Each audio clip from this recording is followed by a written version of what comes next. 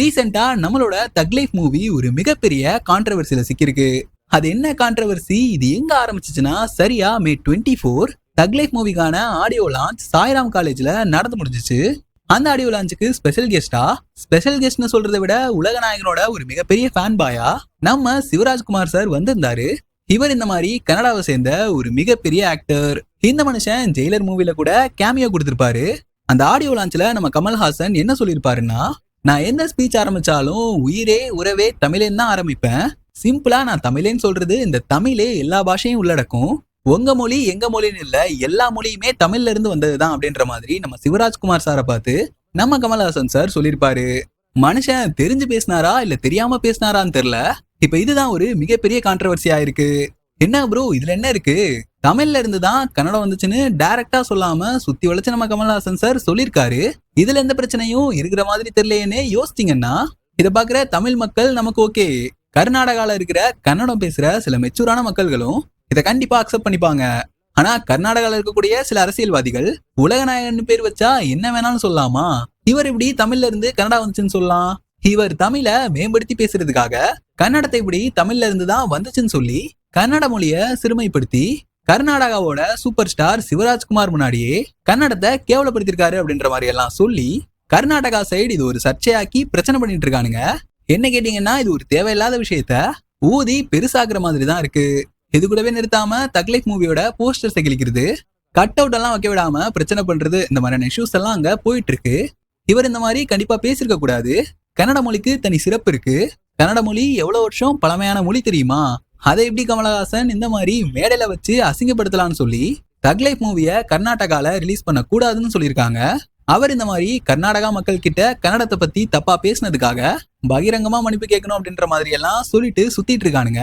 ஆனா இந்த இஷ்யூவை பார்த்ததும் நான் கூட நம்ம உலகநாயகன் எதுக்குடா கர்நாடகா மக்கள் கிட்ட வம்பு, மன்னிப்பு தானே சைலண்டா கேட்டுட்டு கர்நாடகால தன்னோட தக் லைஃப் மூவிய ரிலீஸ் பண்ணிடலான்னு மன்னிப்பு கேட்பாருன்னு தான் நானும் நினைச்சேன். ஆனா நம்ம உலகநாயகன் சாரி நம்ம விண்வெளி நாயகன் ஒரு தக்கான ரிப்ளைய இந்த மாதிரி படத்தை ரிலீஸ் பண்ணக்கூடாதுன்னு சொல்லிட்டு சுத்திட்டு இருக்க கர்நாடக அரசியல்வாதிகளுக்கு கொடுத்திருக்காரு. அன்பு யாருக்குமே தலைவணங்காது, என்னைக்குமே மன்னிப்பு கேட்காது. நான் எதுக்கு மன்னிப்பு கேட்கணும், என் மேல தப்பே இல்ல, என்னாலெல்லாம் மன்னிப்பு கேட்க முடியாது அப்படின்ற மாதிரி ஒரு தக்கான ரிப்ளைய நம்ம விண்வெளி நாயகன் கொடுத்திருக்காரு. மனுஷன் இந்த மாதிரி தான் சொன்னது தப்பு இல்லைன்னு இவ்வளவு ஸ்ட்ராங்கா இருக்காருன்னா கண்டிப்பா இதுக்கு பின்னாடி ஒரு மிகப்பெரிய உண்மை இருக்குன்றத நம்ம புரிஞ்சுக்கணும்.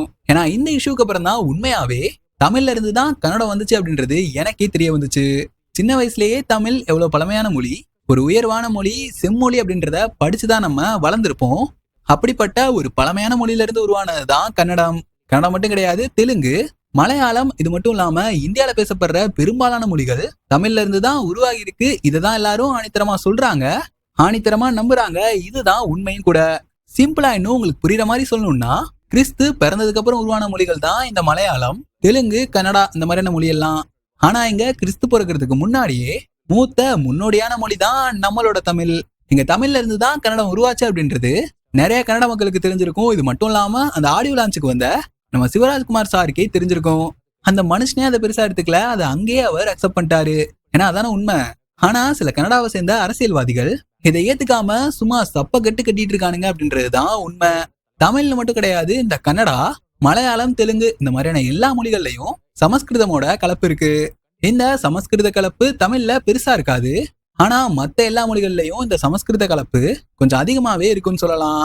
இப்போ இந்த தமிழ் மொழிலையும் கன்னட மொழிலையும் இந்த வொக்காபுலரியில எக்கச்சக்கமான ஒற்றுமைகள் இருக்கும். இன்னும் புரியுற மாதிரி சொல்லணும்னா, இப்ப நம்ம தமிழ்ல மண் அப்படின்னு சொல்றோம்னா அவங்க கன்னடத்துல மண்ணுன்னு சொல்லுவாங்க. இப்ப நம்ம நீர்னு தமிழ்ல சொன்னோம்னா அவங்க கன்னடத்துல நீருன்னு சொல்லுவாங்க. இன்னும் சிம்பிளா சொல்லணும்னா நம்ம ஹில் பயன்படுத்துற இடத்துல அவங்க லூ பயன்படுத்துறாங்க. இதுல இருந்தே நீங்க ஒரு ஐடியாக்கு வந்திருப்பீங்க தமிழ்ல இருந்தா கன்னடம் வந்திருக்கும்னு. உண்மையை சொல்லணும்னா இதுதான் மறைக்க முடியாத உண்மையும் கூட. நம்ம கமல்ஹாசன் மன்னிப்பு கேட்க முடியாதுன்னு மட்டும் சொல்லாம, அரசியல்வாதி யாருக்குமே மொழியை பத்தி பேசுறதுக்கு எந்த ஒரு தகுதியும் இல்ல, நான் அரசியல்வாதின்னு என்னையும் சேர்த்துதான் சொல்றேன் அப்படின்ற மாதிரி நம்ம விண்வெளி நாயகன் சொல்லியிருக்காரு. கன்னட மக்களுக்கு நான் என்ன சொன்னேன்னு தெரியும், அதை அவங்க எப்படி புரிஞ்சுப்பாங்கன்னு எனக்கு தெரியும், எனக்கு அவங்க மேல நம்பிக்கை இருக்கு அப்படின்ற மாதிரியும் நம்ம விண்வெளி நாயகன் சொல்லியிருக்காரு. நீங்க இந்த இஷ்யூவை பத்தி என்ன நினைக்கிறீங்க? தக் லைஃப் மூவி கர்நாடகால ரிலீஸ் ஆகுமா ஆகாதா? இந்த கான்ட்ரவர்சியை பத்தின உங்களோட தாட்ஸ் என்ன அப்படின்றத மறக்காம கீழே கமெண்ட்ல சொல்லுங்க.